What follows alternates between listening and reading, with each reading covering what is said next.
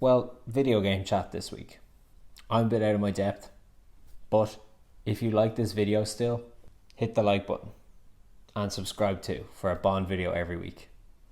But let's start. So this promotion was released the other day and it really came out of nowhere. I won't lie, I'm not a big video gamer.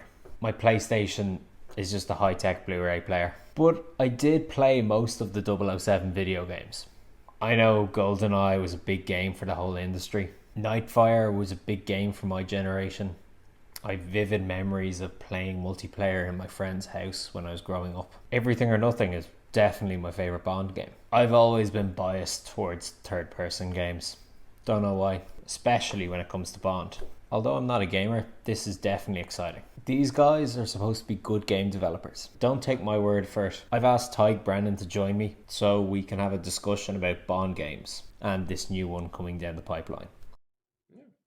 So, firstly, I was just going to ask you, what's your gaming background, Tadhg? So I was kind of figuring out, because I have such a hole in gaming knowledge, and before we got into the Bond stuff, I was just interested more so because I actually never got the ins and outs of it.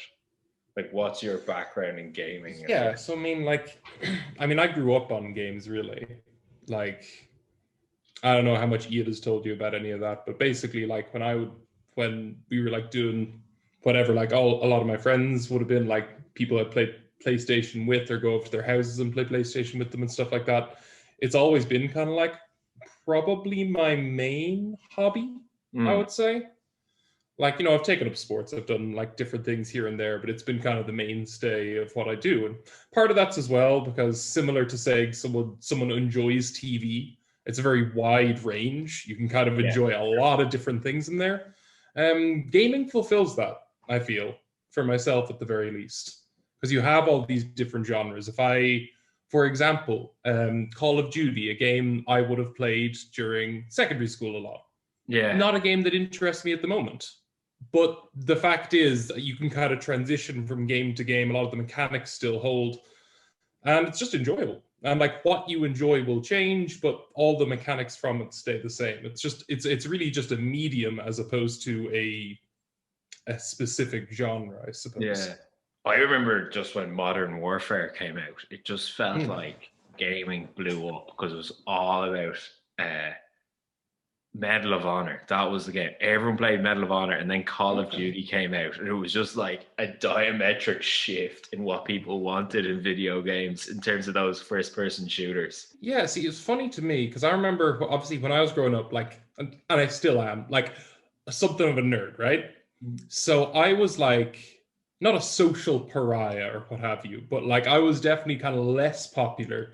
And then I think it was at about the point where Skyrim first came out, where I'd be talking to my small group of friends over at the side, and you'd realize that now the bigger group as well were all talking about the same thing.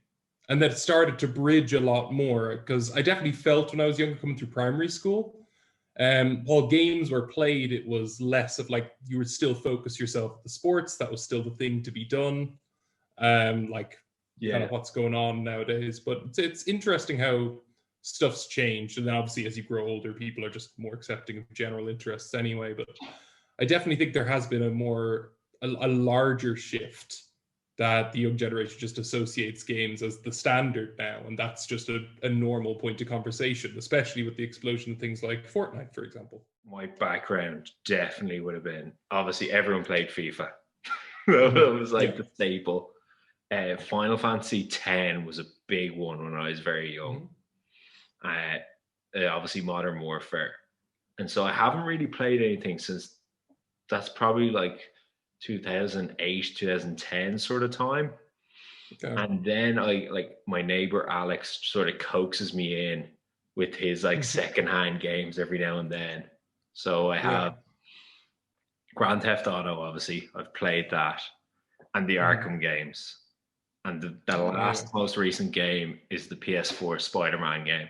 And that's all my knowledge for the last 20 years of gaming. I mean, you picked some good ones in there. I'm personally, I love good superhero stories, so I really think the Arkham series and Spider-Man did it really well. Kind of, again, you were able to pick and choose. Someone, I assume, recommended to you things that were in a very specific genre you're interested in. Yeah, and that's what you like. Like, you don't have to be like particularly interested in video games to be able to pick up something on the side there that looks good. The video game thing's funny because whenever I inherit the games of Alex, it's just like a generation late, but they're the most high-tech thing ever. So he's got the PS5 coming to him now, or he has it, and then like I have a high-tech Blu-ray player, as I call it, which is just the PlayStation 4. And I just have this abundance of games that hopefully sometime I'll get around to giving a go to. So obviously there's The Witcher on it, there's the Arkham stuff, Spider-Man. Jeez, there's something else. Oh, Red Dead 2 as well, because I played Red Dead years ago, the first one. But the Bond games were always like, I remember the first PlayStation 2 game I got was Agent Under Fire. Agent Under Fire was my big one as well. Yeah, and it's like this guy who resembles Brosnan, but is definitely not Brosnan, and they do things. If I recall, I don't even think did they ever actually model Bond in that game? Because what I recall was they had a silhouette on the front that was clearly a picture of Brosnan that had been like blacked out. I remember it was like a hodgepodge of all the Bonds, more like Brosnan in the game. But by our graphic standards today, you just wouldn't recognize it as a person even. Yeah, one of the things I've been doing is when I want to revisit old games, I'll often look back into, I don't know if speedrunning is something you've ever seen or you've maybe heard of, but it's in the name. Basically, it's people who try to complete the game as fast as possible. Oh, right. So it's a fun way to kind of revisit them, and you see them in obviously as short a time as possible. And I was actually watching the Agent Under Fire one earlier when you were saying about the 007 games, because it's the one I would have played. Yeah. And the graphics aren't as bad as you'd think. Obviously, they're fairly blocky. But I guess I've kind of revisited a lot of old games, so it really depends on what you were expecting. Yeah. But yeah, it was kind of your classic PS2 graphics. You're looking at kind of squared off everything. Yeah, it's just funny. I remember it being a significant step up when Nightfire came, though, and that's probably a year afterwards.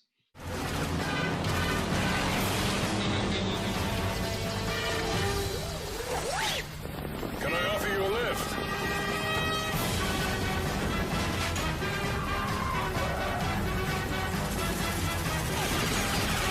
Just a bit closer.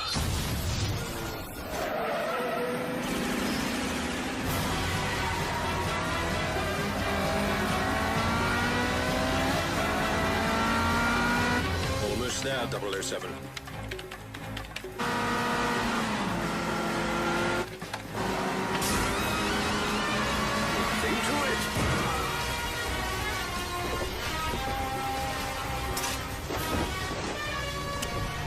The stolen device is in that truck.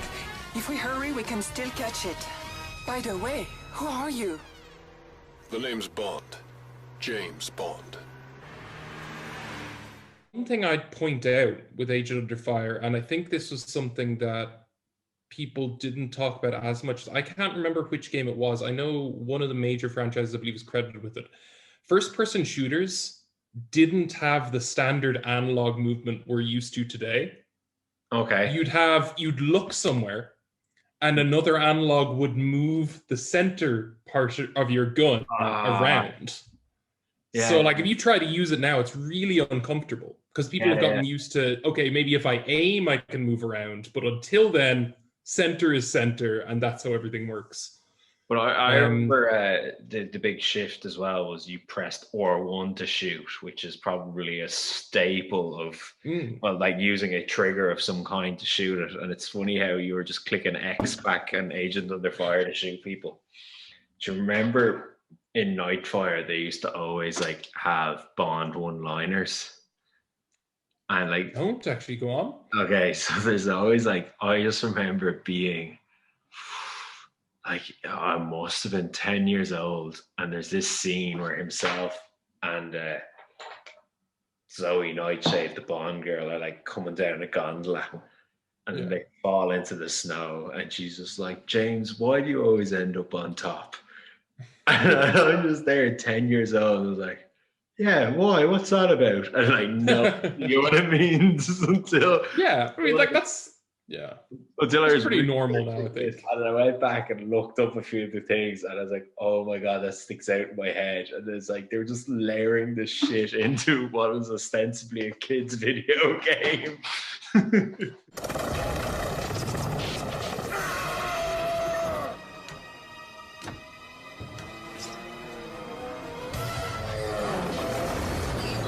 on to me, Zoe. I thought you'd never ask.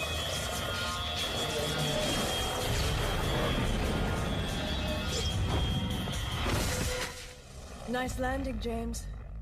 Why do you always seem to end up on top? A lower center of gravity?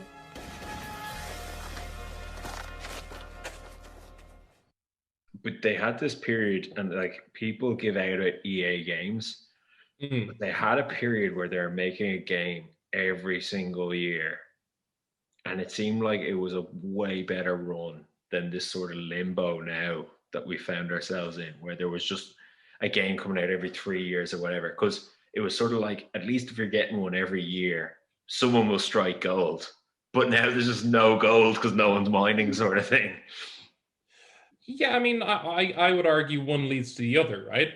I mean, if you go from producing a game a year, interest drops. Suddenly you don't have the money to make a game every year, so you go to every 3 years, but the interest is already gone. So it makes less and less financial sense. So what happened with the company who made the last one's gone under.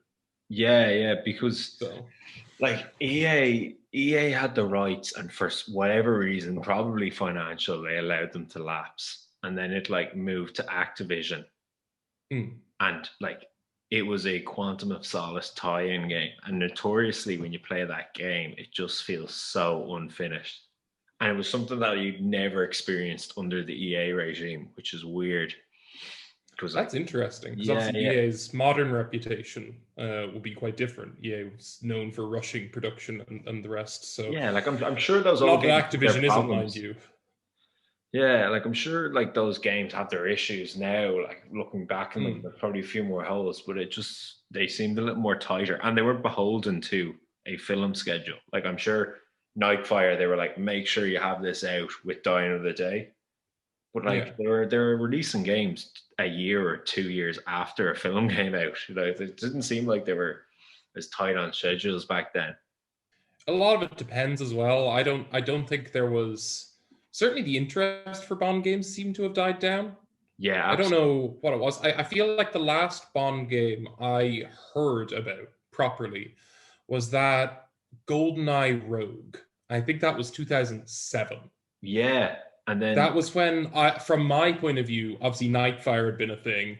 I think there was a games in the middle, but I hadn't heard much about them. Then I heard GoldenEye Rogue. It was something like that anyway. Rogue, it was going to be kind of a revival. Yeah. Because you were going to be this more of an anti-hero thing. There was going to be like stories, going to be gameplay.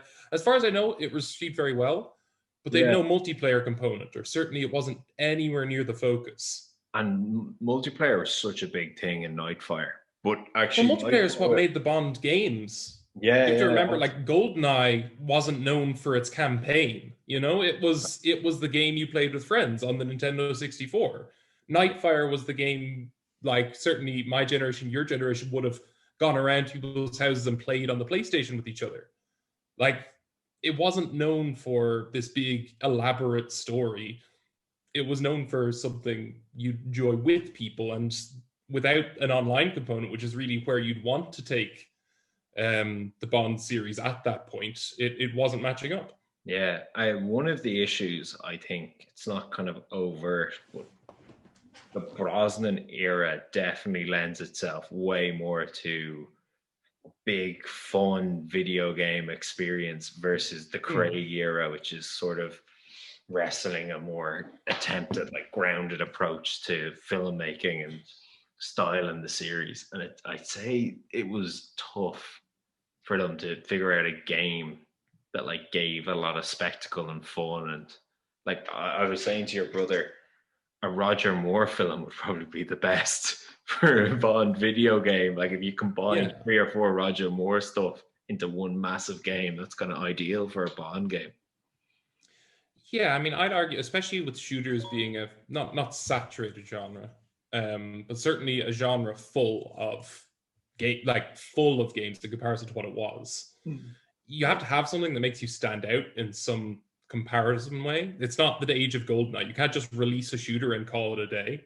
Yeah. You have to have something new. You have to have like a sense of your own style. If you take something like Fortnite's the one that everyone would know, it had its own thing going on. You'd had PUBG had just been released as the major battle royale. Fortnite came in with a more cartoony approach, less realistic, more focused on the fun aspects, and you had this building thing that was kind of hyped up as well. And then obviously huge advertising budget. And that was enough to kind of get it going, and it was then marketed down towards a younger audience than the other ones had been. Yeah. And it's your own unique take on it. And I think Bond has kind of a prestige behind it, but that's not enough to really carry a game, because no one's really on the Nintendo 64 anymore. Like you can attract a few old people back in. A lot of people from that age group will still be playing games, but you need to bring in new people as well. You can't coast off a brand name there, especially one that's kind of already lost its kind of gamer base as such. Yeah, it does. It seems like the brand might not be there like it is in other gaming genres, but if you made a good game, it would have such a compounding effect, because people know the Bond brand, and if they heard the game was good too, they'd be sort of all in on the whole thing. But and I think across that line. Yeah, I think separating the films from the games as well is probably the first thing I do, because film tie-in games have a very low success rate. Which probably look at exactly. Sorry. Like it was just the same. Which actually brings us to this Project 007 that's been announced. That's like the working title, which apparently is a completely original Bond idea. Is what they're going for. But you were saying about an example of another game in terms of. Oh, I was just going to say that the one you were talking about, Spider-Man as well, pulling away from the films, creating its own world, and it was received extremely well by both critics, players. Everyone really enjoyed it, because you could just do your own thing with it, and that makes it much easier to make a cohesive game as opposed to trying to follow a story that may not have the pacing you want for kind of level design or whatever kind of game you're going for. And I always say Bond has a type of floating continuity. It doesn't really matter that much. People know the archetypes, and once you get those right, you can do really anything with the series and the story. People don't care as much about continuity when it comes to Bond as they do with their Marvel movies or whatever. Again, with stuff like Marvel movies, I bring up, like, if you look at, I treat it more like comic books in that sense. It's like you can just restart the universe from wherever. People will have a vague idea of what the characters are, and you could just kind of roll with that. Like if you start off your new game and you throw in Oddjob, but this time instead of just someone's henchman, he's the main guy, that's fine. You can just roll with that. You can make him more of a thing, and people will enjoy that they can recognize the character, even if he's very different to what he might have been beforehand. Which they did in Everything or Nothing, which is actually my favorite video game from the Bond run. It's like kind of got everything, and I like the third person stuff. But they had Jaws in the game. They did a few callbacks, and then they actually got a good voice cast. Like Willem Dafoe was the villain in the series, and Brosnan obviously did the voice acting. So they can kind of play fast and loose with the rules, especially when you're jumping from platform or media type, which is video game, from cinema, because people don't really think that precious, I don't think.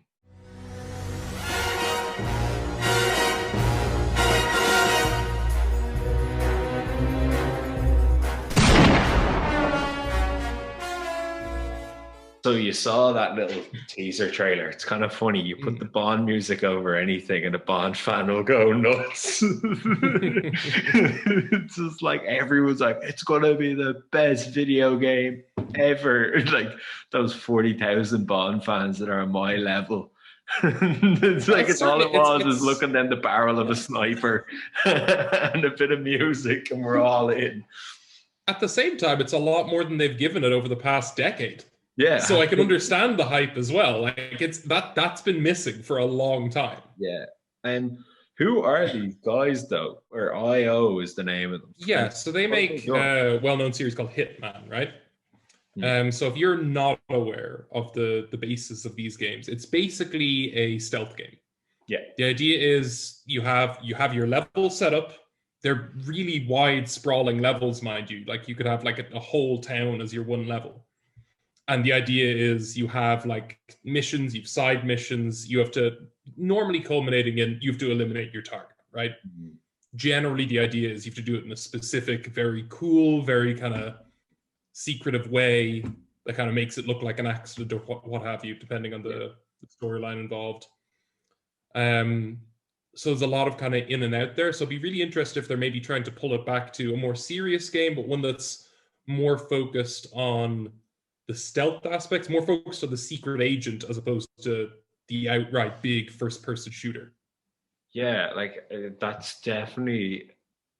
I just like the idea of getting these guys in who definitely have a voice and a style, and just letting them run amok with it, really, because you've got nothing to lose at this stage. They, like you said, about GoldenEye on the 64, there's no audience that they've held on to, so you have to go back to scratch and really rebuild this brand for this audience.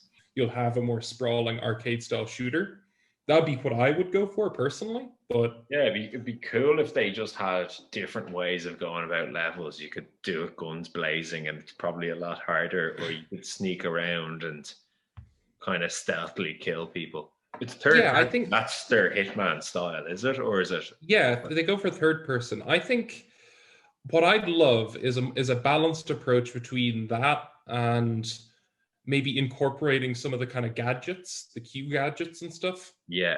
Maybe if they want to go for a more serious approach, less campy than the original kind of games where you had these like big grappling claws and everything in a little phone. But certainly you could do something like that where you'd have these gadgets that are specialized for whatever job you have. I'd be interested to see how they could play with some of the stuff they have kind of built into the series in that way. Arkham is probably the best example of like it's a good gadgets where you could use, and they have multiple purposes, and you don't necessarily need to use them for just one specific scenario. So it's safe to assume that like this is a full-on console game, and they're not going to be like next week, oh yeah, it's for iOS fucking 14 or whatever we're on now.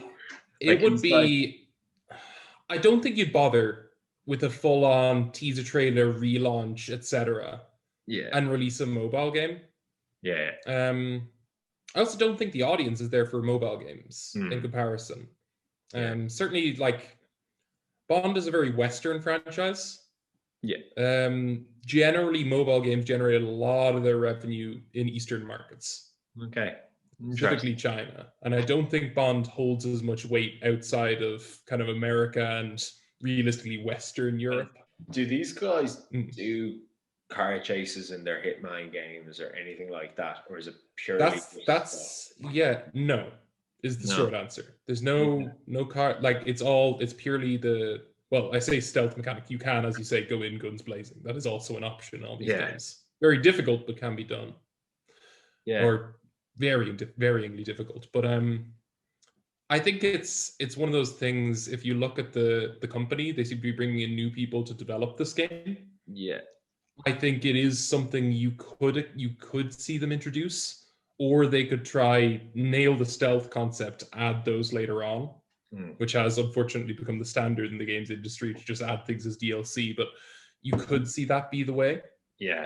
That they kind of just release the game as is, and then they might, if they feel like they want to develop into that area, they could potentially release it as DLC or just further level packs idea.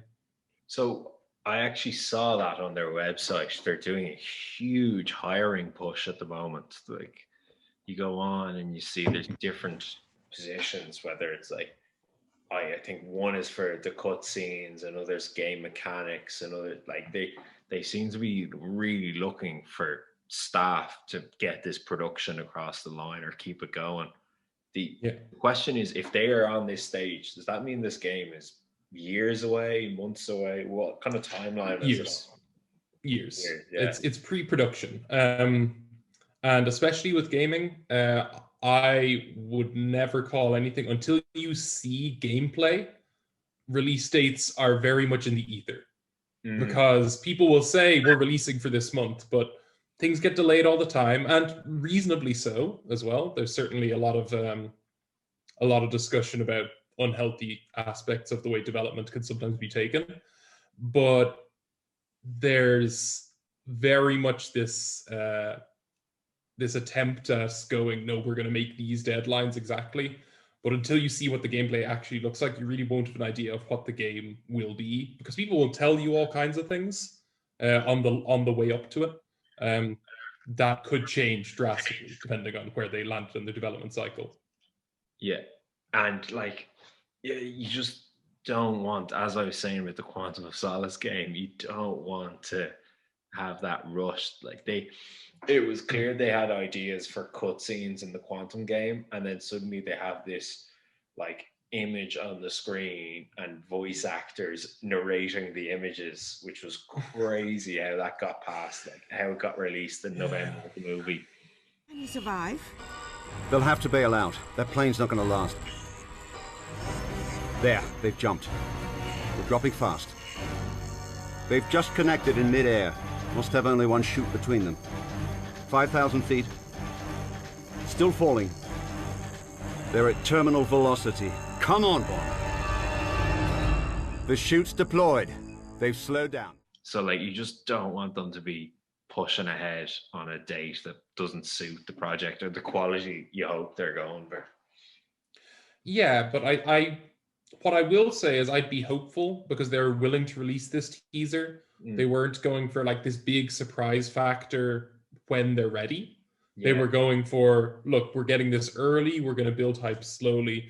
It shows that they at least have solid confidence in the product, that they're going to be delivering something that they want to stand behind, because otherwise why bother years in advance say anything?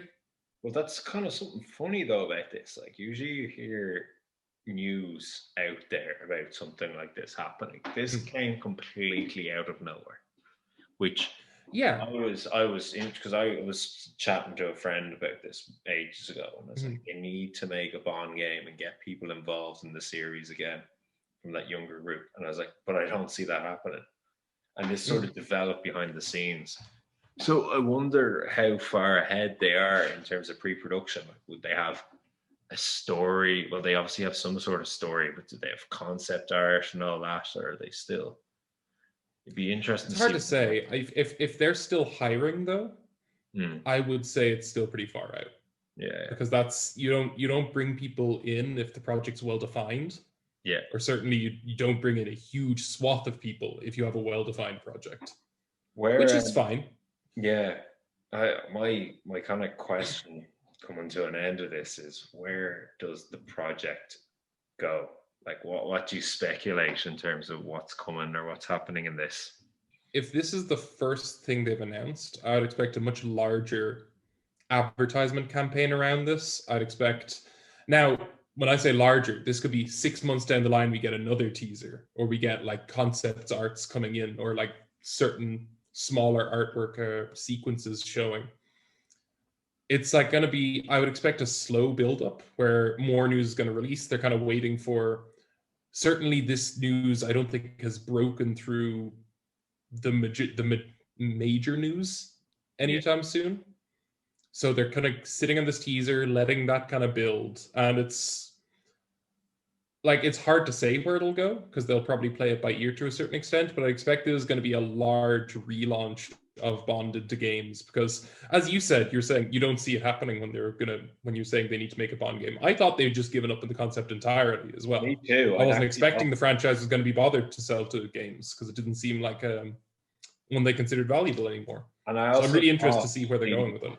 The insiders in Eon, like they do a great job producing the movies, but I actually thought they were just too old to understand the importance of gaming and where we're going. in terms of media and distribution, getting new people involved. And I actually thought they just didn't see the big picture in terms of video games and how much more important they are even versus 20 years ago. And I was very skeptical about this, but so when they announced it, it very happily caught me off guard. But this original story idea is really exciting, to say the least. I think sounds like in the trailer they're doing something in the snow, which kind of plays into the stealth stuff. I like the idea of a ski resort and all that as well. Like, I wonder, would they attempt a skiing mechanic or something like that? Yeah, I mean, you could always include it, even just for the sake of the level. If like the question is, from my point of view, the big question is whether it's going to be a single player stealth game, whether it's going to be a shooter, whether it's going to have a multiplayer component, of what they're going to want that to look like. Yeah. Because in my head, the easiest way to relaunch Bond to try to get back in old people is arcade shooter. I don't know whether that would still be effective, but that would be like my first thoughts. Really? Yeah, as in from the multiplayer aspect, certainly something Call of Duty-esque, but with more characters involved. You'd have kind of like the Bond characters showing up and things, and that also kind of leads into how you'd want to market a game. You can release more characters as they go. I just thought the everything or nothing style would be like ideal for Bond, and so you make a really good stealth game with those guys' engine on it, and then bring in car races and all that, bikes and everything, skiing. Yeah, that's, I think, the other thing as well is they could just focus solely on making a solid single player game. I don't think there's anything wrong with that. I think it also might make sense. They could think the arcade shooter could be out of their reach right now, which I think it is a hard genre to break into. Yeah, they've said it's an origin story in the press release, which I think is interesting because it's affiliated with Eon, which means they have obviously the Bond music, the gun barrel, and they can tap into Bond continuity, but in that sort of floating continuity way. And I wonder, are they going to even attempt the stuff that was in Spectre of him being raised temporarily in the Alps and learning to ski and all that stuff, and then use that for the body of the origin story of gameplay? Yeah, the question is whether they bother or they just go full alternate universe, especially if you're going to start young. You can completely write your own story at that point, completely separate, especially when you say original. That would be my first guess. They might take aspects of it. They could be like, they probably we're going to put them in the snow. Like, everyone knows Spider-Man, the Uncle Ben stuff, and then there's a lot of iconography. But you don't necessarily have to be beholden to any sort of continuity, but it'd be all very familiar all the same. Yeah, I think that the hard part with Bond is, especially like yourself as a big fan might be a bit more familiar, but certainly the average person, Spider-Man Uncle Ben is so tied to it, similar to Batman and his parents, right? You can't remove that. Whereas Bond, because he changes so much with each iteration, you really can just go anywhere with it. Like Skyfall, for example, rewriting in the whole, like, all the parents and the big manor and everything.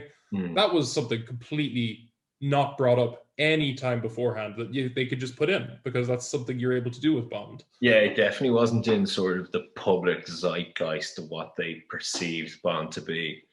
Because Fleming puts references in the novels and stuff, but it's in terms, like, I think people expect suits, Aston Martins, women, and the exotic locations, and that's kind of what they expect, and they don't expect the nuances maybe of the Bond stuff. So as we keep falling back on, they have a lot of room to play. They have. I think that's the thing. You talk about like the training in the Alps and everything.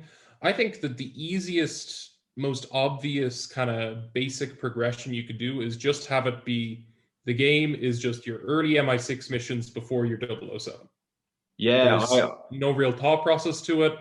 It's probably a little weak. I would hope for a bit more than that, but that's like your most basic premise. It's just MI6 is sending you on missions. Here's location 1, 2, 3, 4, etc. I was going to say that he will not be 007 at the start of it. I think he'll be sort of young, maybe like late 20s, and then he'll come into being the 00 agent during the process of the gameplay and the story and all that. I think that's kind of how they'll do it. Yeah, you can even pull things like, was it Die Another Day, where there was a 006 bad guy and things like that. You can have it where you build up other 00 agents as major characters of the story, and they can be more expendable as the story goes on, because obviously you're going to have him inherit the 007 tag. Like, I wouldn't have seen anything about this until my brother said it to me. So I'm really interested to see more so the direction they take it. I think, like, depending on that, I'll be more interested. You know what I mean? Because the Hitman games are like something I've been considering. If they can land it with a Bond thing, I think, honestly, the more I think about it, I'd love them to just drop the multiplayer aspect. I don't think it's something I'd need. And just make a really solid single-player campaign. Be interesting. Yeah, like, I think it... Like, I don't know, my experience in this is so limited, but the games that are all sticking out to me that I hear as a normal outside of the loop person are like the Spider-Man, the Arkham, the Grand Theft Auto, Red Dead Redemption. Like, these games seem to really stick out within the public consciousness past just your... Obviously, Fortnite is huge, but you can't copy Fortnite in terms of how big it's already gotten. So I'm kind of sold on the idea of making a single player great story and just go for it down that angle, because it seems like, in terms of what people look for in their games, they're way more looking for a story now than they've ever been looking for before. People would have been very... Yeah, I think the ideal for me would be, you can create an entirely new story under the Bond name. No. I think it might sell it slightly short. I would love to see references to old Bond things, because otherwise you might as well have just called it Hitman 3, but with black hair instead of bald. Yeah. So that's the part that would concern me. It's like, I'd want something that differentiates it from your standard just Hitman-based game, and it definitely can be done. They have the time to kind of mull it over. Yeah, so it'd be interesting to see where they go with it. The solution is the opposite of what we suggested, and they sort of lean into the idea of the potential. And as you go through the game, you see how you are becoming a James Bond in the game, and it's sort of like a simultaneous experience of James Bond becoming more like what we recognize him as, and then us becoming more sophisticated players in the game too. It could work. Could be. Yeah, I think so. Do your whole Monte Carlo ski resort, like the Bahamas would be something that would definitely be interested in exploring. There's so much potential there. The question is, it's like, with something like that, can you make it appealing? And that's what it comes down to. And you really have to kind of sell it in that way. Or are they going to do a young Bond? He's just young, present day. Yeah, that's what I feel like they're settling on. That's kind of what I feel like. They're present day, but he's young, and then but they seem to already be going for, like, you're not going to get this teenage Bond who has no idea what he's doing. You're getting a defined character to an extent. Yes, just one still in the process of, I'd say more in the process of earning a name than earning a character, seems to be probably what they want to do. Yeah, it's like you're going to still have the Bond you recognize, but just not as well qualified as such. It's almost like, the characters in the game won't recognize him as James Bond, but we will know his potential. It's more so proving that than anything else. Before we finish this off, what is the best case scenario for this game to give people a bit of optimism looking forward to something in the next 2 years? Best case coming forward is we see another announcement within 6 months. I think, especially with the way the pandemic is, I think that's best case, is that's the next time we hear news. Yeah. That isn't just kind of rumors of what's going on in the company. What you'd hope to hear at that point is that they have a direction for the game. Yeah. I wouldn't expect any more than that, but something like they're specifically advertising it as stealth first person shooter, or stealth third person, or arcade shooter, which I very much not expect, but just something where they'd announce a more solid direction for what you can expect from the game coming into it. Yeah, I just came up with an idea there while you were talking of making a really fake CV and applying for one of the jobs just to get information out. Yeah. I was like, do you have any artwork or anything interesting to show me before I come in to work for you guys? I know anytime I visited a games office as part of my work, they have pretty strict NDAs right now. Yeah. Don't worry, I break them like once it's up on the internet. Yeah, clearly some people do, because things make it there. So you wouldn't be the first. I hope they figure out a fucking car chase, because the cars are important, although you don't necessarily need the Aston Martin, but if you do something right, it'd be good fun. Whereas I think Bond would be, like, you could make it a Bentley. Like, I don't think he's tied to brand so much as he is tied to just design. Like, you could design this fucking chrome anything that just looks good. Yeah. And I think you'd get away with Bentley, because Bentley was what he drove in the novels. Yeah. Bentley's the one I think of personally when I think fancy cars myself. Yeah. But that's because in the novels, his version of the DB5, which is kind of like the DB5's personal car in the movies, but in the novels, it's always been a Bentley, an old Bentley. So it's funny that you mentioned that. I suppose it just has to be a British sophisticated car, and you get away with it. Yeah, I just finished watching. I was being honest with the speedrunning thing. I watched I think Agent Under Fire is done in 40 minutes. No way. Yeah. I'll have to give speedrunning a little go, because we're in such a James Bond movie drought. Speedrunning a James Bond video game could be the last resort. See, I just enjoy speedrunning as well, because you're watching this one, it's like, oh yeah, I remember this level, and then they just like walk through, like, you're like, this level took me ages. They just like turn around, walk through a wall that just wasn't rendered in properly. They get to the end instantly, and like, oh, I wish I'd done that now. That took me forever. Or like the ones, especially with the Agent Under Fire one.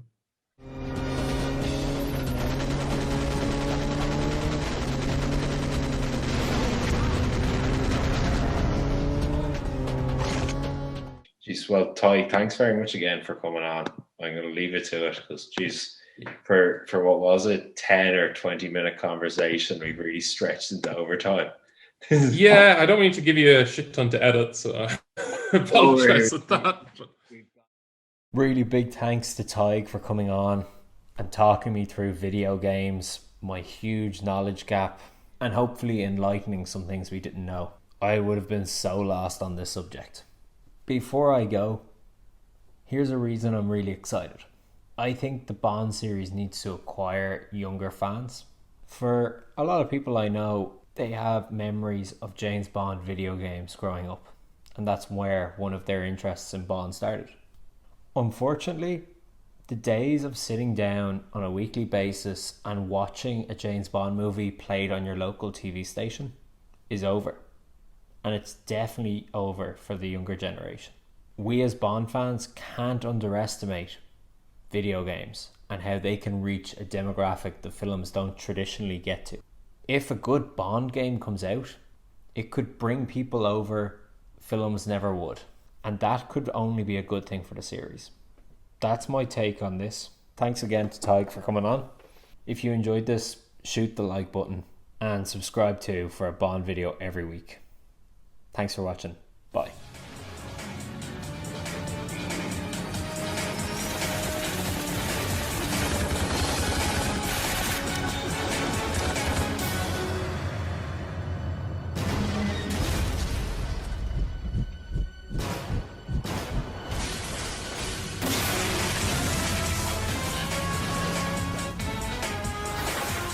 Looks like we're on foot from here.